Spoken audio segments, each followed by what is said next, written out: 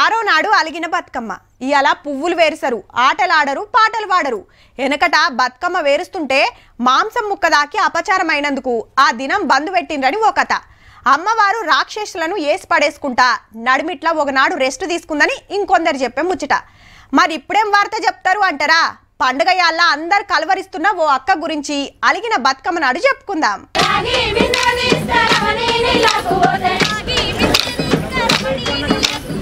ఇది ఇయాల్టి ఆట కాదు, పాత ఈడియో. పండుగ వస్తుందంటే చాలు బంగారు బతుకమ్మ పేరు మీద ఒక్కొక్క నాడు ఒక్కొక్క జిల్లాల ప్రోగ్రాంలు చేస్తుండే కవితక్క.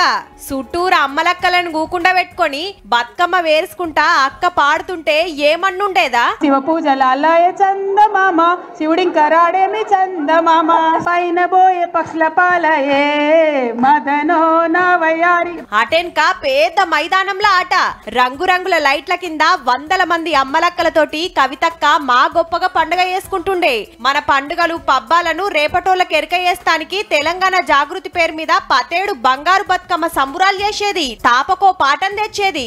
కానీ కిత్తకు బతుకమ్మ వేరుస్తలేదు, ఆడతలేదు. ఇంకో 2 రోజులైతే సద్దుల బతుకమ్మే.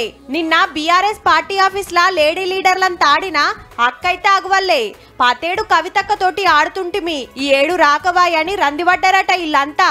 మరెందుకు పబ్లిక్ లకు వస్తలేదంటే ఢిల్లీ మందు దంద కేసులా 5 నెలలు తిహార్ జైలుండే వరకు పానం సుస్తయిందట. మొన్ననే ఓ పెద్ద దవాఖానలో చూపించుకునే వీడియో బయటికిడిచిండ్రు.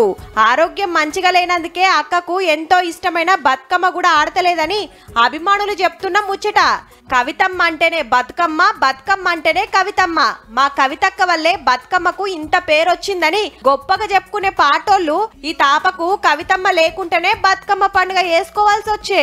2 పూలేసి చందమామ 2 జాము చందమామ.